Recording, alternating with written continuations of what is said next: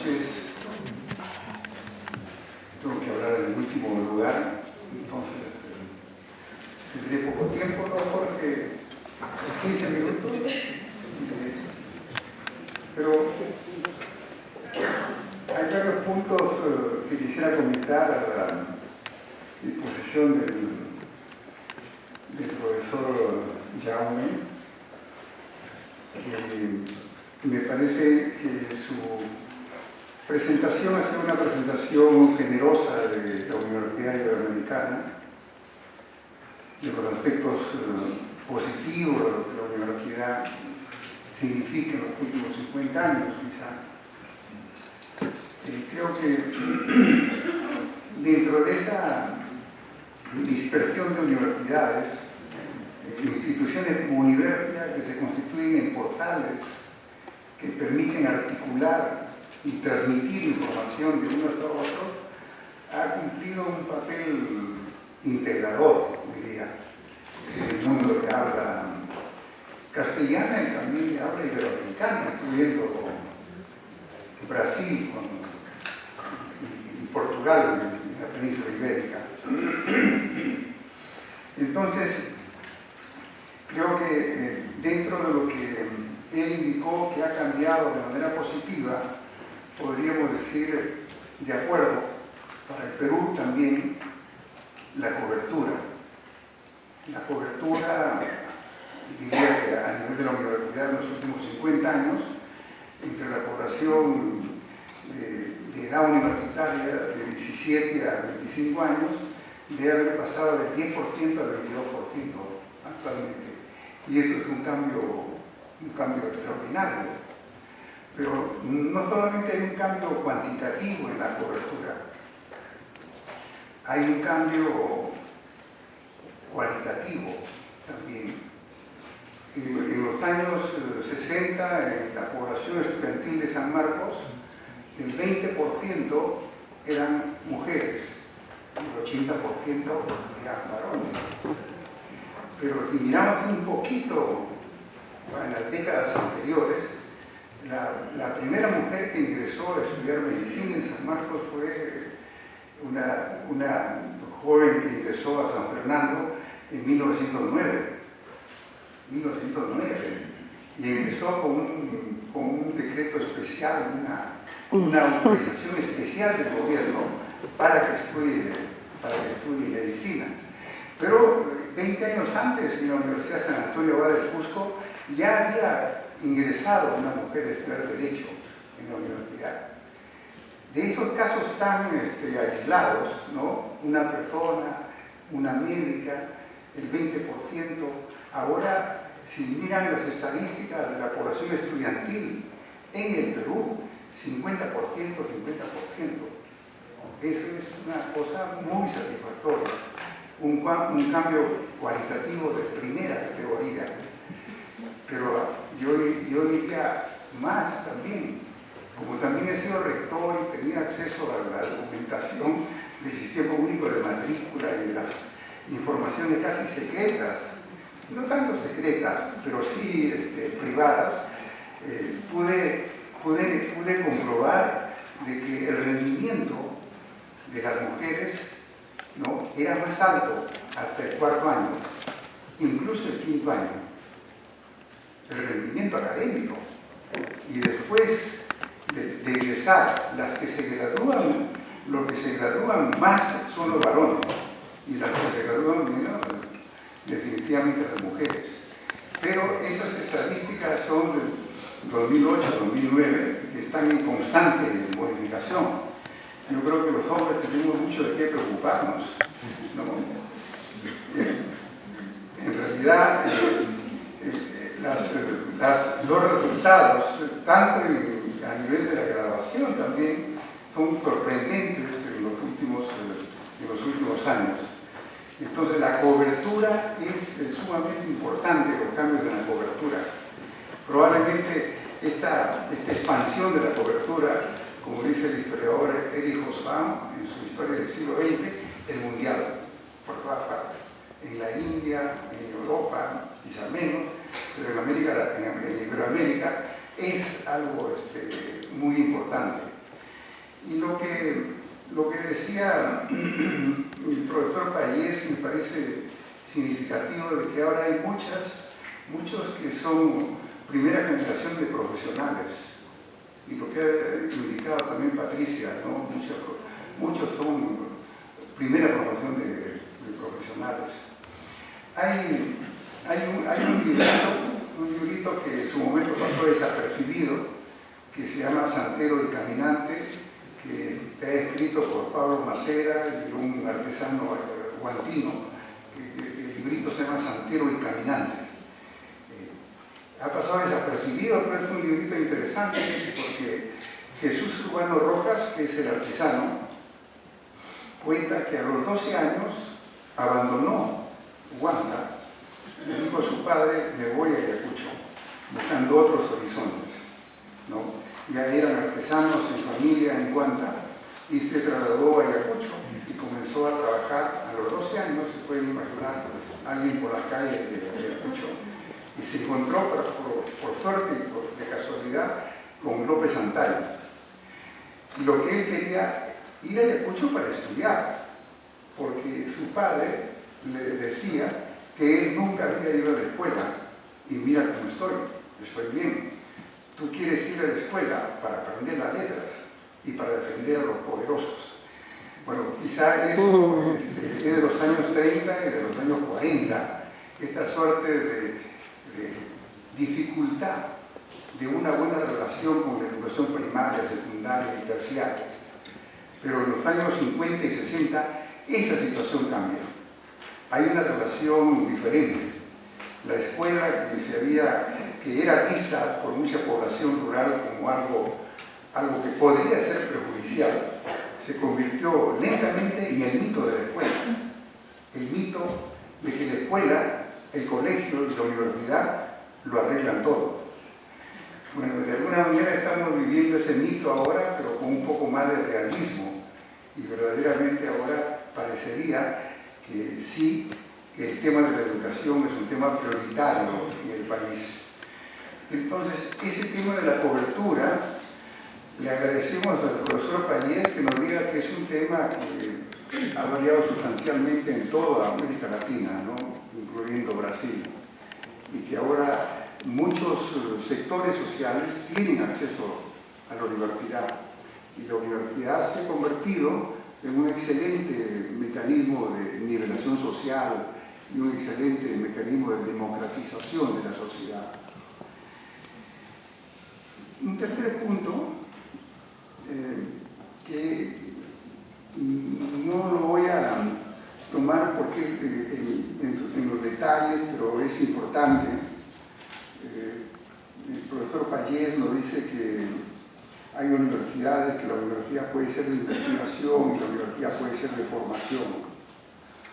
Bueno, sí, creo yo que mirando mi propia universidad, ¿no? Lo que hemos vivido en San Marcos mucho tiempo, pensamos que en épocas pasadas la universidad era de investigación, y progresivamente en épocas cercanas se ha convertido en una universidad de formación. Del modelo anterior, que era el modelo con el cual se funda la universidad moderna en el Perú, que es el modelo liberal francés, ¿no? Por los años, la segunda mitad del siglo XIX, se pasa en el siglo XX al modelo alemán de la universidad que investiga. Ahora, creo que en nuestro país hay las universidades que investigan, que tratan de investigar, ¿no? Como la que ahora nos hospeda, ¿no? Y otras buenas universidades en el Perú, y las universidades de formación, que son las universidades que forman profesionales. Y allí está, ese es un tema rico de discusión, ¿no? Es un tema rico de discusión que cuando la Comisión de Educación, Deporte y Juventud en el Congreso de la República abordó el tema y habló de los modelos de la universidad, ellos concluyeron que lo mejor era, ¿no? Que lo mejor era hablar de una universidad que forma, pero que una universidad que no deja de lado la investigación. Incluso los congresistas votaron porque la universidad sea también un lugar de mucha investigación, ¿no? Y la ley nueva que ahora está implementándose, como dice Patricia, con dificultad, ¿no? Con mucha dificultad, porque no es fácil que las universidades investiguen, el profesor Payet lo sabe, ¿no? Se necesita invertir, se necesita formar investigadores, se necesita presupuesto de investigación. Yo diría que es muy, muy difícil que los profesores investiguen con presupuesto de la universidad. Yo no he conocido, en mi propia universidad en San Marcos, no he conocido que investiguen con sus recursos propios. Siempre ha sido con becas que uno tenía fuera de la universidad. Entonces, de ahí voy a la universidad de rango mundial, ¿no? Sí, ese artículo de Yamil es verdaderamente bastante conocido y a todos nos inspira para pensar en una universidad de rango mundial, de rango latinoamericano, en el caso de nosotros los peruanos, ¿no? Una universidad que pueda situarse en un nivel de competitividad y de producción científica que nos coloque en estos rankings. Desgraciadamente existen los rankings desde el año 2002 conocidos, ¿no? Que circulan por todas partes, y las universidades ahora, no tanto en América Latina también, ¿no? Pero en el mundo tratan de ubicarse en el ranking. Y nosotros, los peruanos, ahora también tratamos de ubicarnos en el ranking, porque el Ministerio de Educación utiliza el ranking para dar asignación de proyectos a través de Pronavec, de Beca 18 o de fondos para programas de maestría. Es decir, mire la importancia que tienen los rankings, verdaderamente. No sé cómo son de importantes en Estados Unidos, ¿no? En Estados Unidos, los estudiantes que vienen del Oriente, del lejano Oriente, eligen las universidades a través de los rankings, ¿no? Buscando las 100 primeras universidades, las 50 primeras universidades. Entonces, es una pregunta, es una meta, yo diría que sí es una meta, es posible alcanzarla, muy difícilmente alcanzable, ¿no? Hay uno de los indicadores de los rankings es cuántos premios Nobel tiene entre sus egresados o cuántos premios Phillips tiene entre sus profesores. Bueno, San Marcos tiene un premio Nobel ya.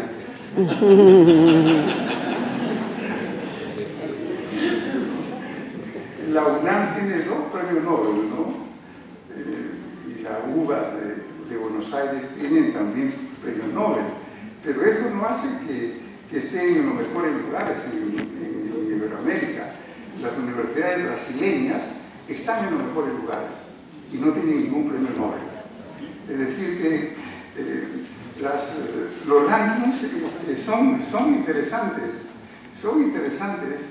y yo, bueno, sin quererlo, las autoridades de mi universidad también están preocupadas en el ranking, y verdaderamente es como un itinerario, ¿no? Un itinerario. Estamos buscando hacer publicaciones indexadas, queremos parecernos a la Católica. Y nueva universidad, el Antonio Rey de Montoya. Y el Antonio Rey de Montoya, Jaume, es una universidad jesuita. Y también quiero rendir homenaje a los mártires de El Salvador, de la Compañía de Jesús, que un día 16 de noviembre, que ha sido hace 2 días, fueron asesinados por el ejército salvadoreño. Y ellos defendían una causa que era la causa de una universidad con equidad, la UCA, la Universidad Centroamericana. Y bueno, eso viene también alrededor de la utopía que mencionaba Jaume. Y creo que la utopía es una dimensión que hay que mantener en la universidad, ¿no? Es muy difícil, sobre todo en las universidades públicas, la utopía es bastante difícil de realizar. Pero la ley 30220, que es la última ley universitaria, es bastante utópica, ¿no? Porque propone una suerte de utopía, ¿no? Al crear la figura del profesor investigador, ¿no? Que gana igual que el profesor hace clases, pero le dan un bono del 50%.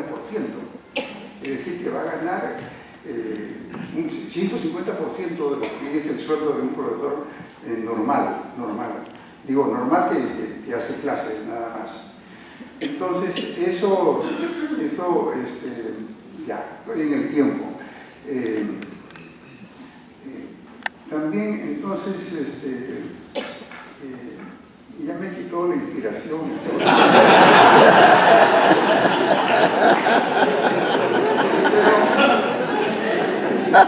Tengo que recuperarla. Hay algo que finalmente quiero decir, y luego termino, que la universidad tiene un nivel de utopía bastante alto, ¿no?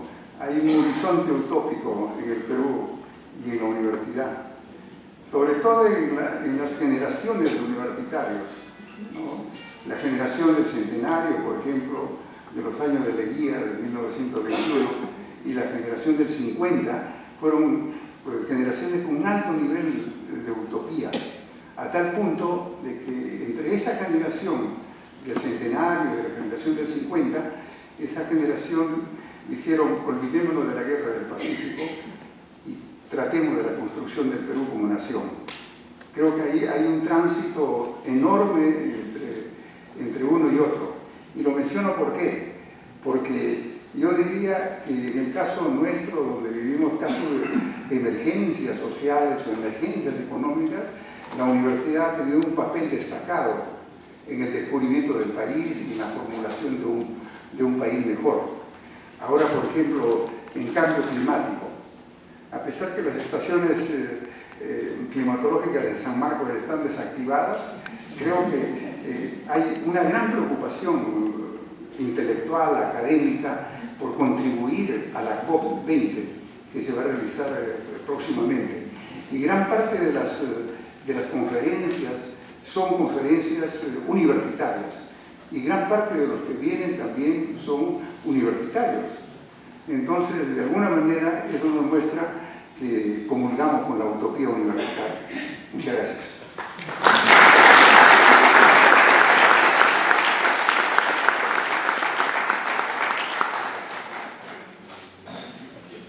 Han habido bastantes preguntas. Seleccionaba unas pocas, sobre todo en el contexto de estos desafíos y propuestas para la Universidad del siglo XXI. Quería responder allí para eso. Sí, a mí me preguntan, ¿la educación debe ser promocionada desde el Estado o dirigida por el mercado mayoritariamente? Mi posición es que realmente el tema de tener una población lo mejor formada posible es un problema tan importante que debe ser una de las funciones que debe proponerse el Estado. O sea, creo que el Estado claramente debe centrarse en aquello que es importante. Un tema es la educación, el otro es la salud y el otro probablemente el infraestructuras que escapan de la posibilidad de ser construidas por medios privados. Pero además diría que dirigido por el mercado mayoritariamente no creo que eso sea razonable incluso, ¿no? Porque las universidades deben ser ambiciosas y utópicas y no deben, cuando oigo decir, tienen que estar al servicio de las necesidades sociales, yo digo, no vamos bien. No, las universidades deben atender a las necesidades sociales, pero no deben estar al servicio deben ser capaces de marcar ellas cuáles son los retos de la sociedad del futuro. No deben proponerse ir a remolque de la sociedad, sino deben proponerse ir delante de la sociedad. Esa es mi visión. Pregunta también si me podría señalar cuáles son los retos del mundo globalizado que no enfrentan nuestras universidades. Yo he citado algunos y eso es un tema algo complejo, ¿no? Pero temas como son los temas medioambientales, los temas de contaminación del clima, son temas globales que no enfrentamos, no tanto en colectivos selectos, como dice el profesor Burga, que sí que se dedican y analizan ese tema. Pero esa no es mi preocupación es que no transmitimos estos a las generaciones que estamos formando, que son aquellas que tendrán que dar una respuesta a estos retos globales, ¿no? Los temas de la pobreza, los temas de las desigualdades sociales, la salud pública. Hemos vivido el caso del ébola, ¿no? Por ejemplo, nos ha cogido absolutamente desprevenidos, ¿no? Esa es una realidad. Y aunque evidentemente que hay universitarios y equipos de investigación que se dedican al análisis y búsqueda de soluciones para estos problemas, el tema es cómo no transferimos la inquietud sobre estas temáticas a las generaciones que formamos, ¿no? Me preguntan también cuáles son los principales cambios que deberían hacer las universidades latinoamericanas en el momento actual. Bueno, eso es muy complejo porque yo creo que los cambios son distintos de unos países a otros, claro, no se puede generalizar, ¿no? Yo creo que hay que cambiar muchas cosas dentro de la universidad. Solo he querido poner de manifiesto que no debemos dejarnos, yo creo, no debemos dejarnos imbuir por un sentimiento de inferioridad, ¿no? Simplemente yo creo que los cambios deben ser capaces de generarse desde dentro, deben ser capaces de generarse por parte de aquellos que los tienen que impulsar y asumir, evidentemente ayudados desde fuera, pero yo siempre he sido poco, diría,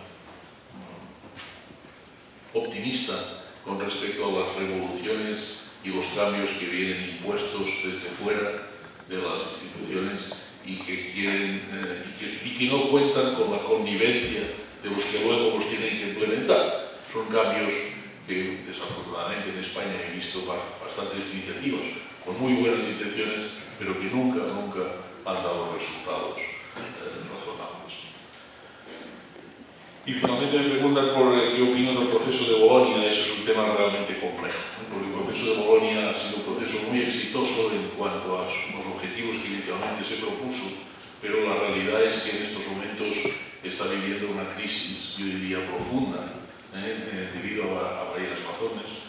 Una de ellas es la crisis económica y social que padecemos en Europa y que se está produciendo en el proceso de Bolonia una divergencia en contra del objetivo de converger, pues se está produciendo una divergencia norte-sur y una divergencia incluso más acusada este-oeste.